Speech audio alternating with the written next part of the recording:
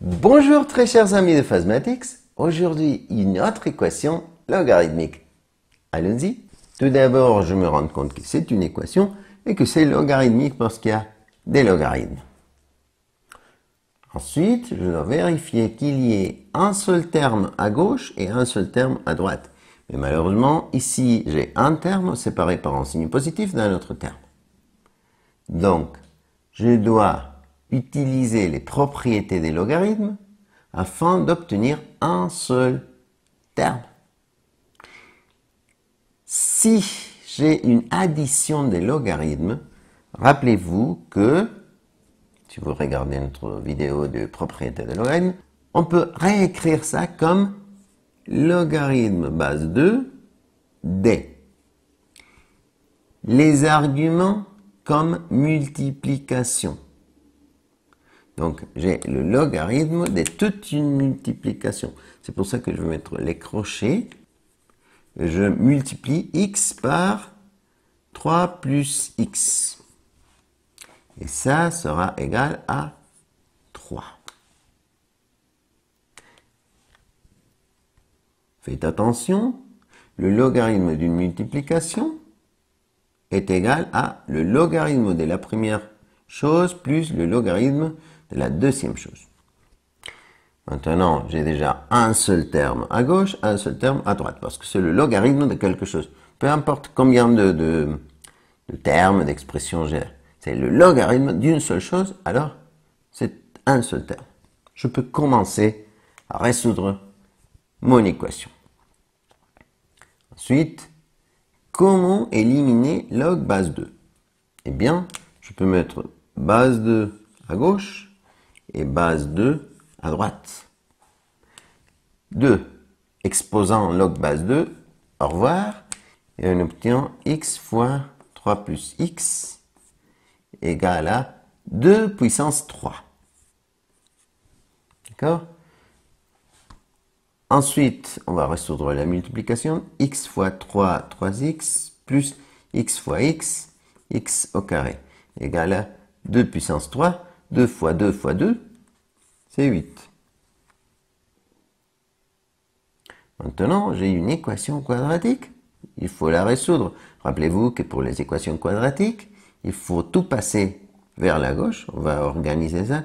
X au carré plus 3x. Et le 8 va être ramené comme moins 8. Et ici, nous avons trois méthodes. Factorisation, formule quadratique, ou la méthode de compléter le carré. Je me rends compte que peut-être je peux factoriser.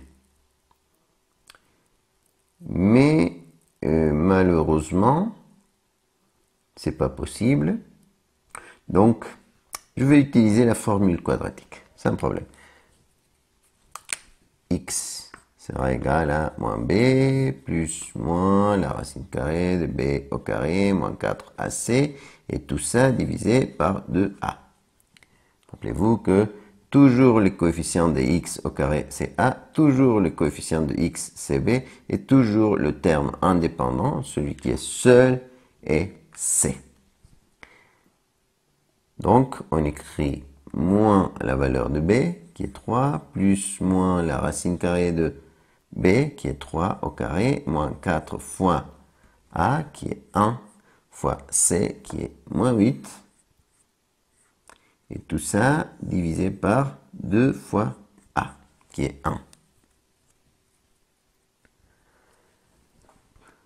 Ce qui nous donnera moins 3 plus moins la racine carrée de 3 au carré, c'est 9. Et moins 4 fois 1, moins 4 fois moins 8, plus 32. Plus 32 plus 9, 41. Divisé par 2 fois 1, 2. Donc, on a deux possibles résultats. X sera égal à moins 3 plus la racine carrée de 41 divisé par 2. Premier résultat. Et aussi, x sera égal à moins 3 moins la racine carrée de 41 divisé par 2. Il ne faut pas oublier que pour les équations logarithmiques, il faut toujours vérifier que la réponse soit bonne, que je n'ai pas logarithme de 0 ou de nombre négatif. Si je remplace cette réponse-là, je vais avoir moins 3 moins la racine de 41 divisé par 2. Ça va me donner un nombre négatif. Et le logarithme d'un négatif, c'est pas possible. Donc, cette réponse n'est pas bonne. Mais, si je remplace la racine carrée de 41 moins 3 divisé par 2, c'est un nombre positif. Alors, le logarithme d'un positif et le logarithme de 3 plus un nombre positif, il n'y a pas de problème. Donc, la seule réponse de cet exercice est x égale à moins 3 plus la racine carrée de 41 divisé par 2. Merci beaucoup de votre attention et à une prochaine vidéo. Au revoir.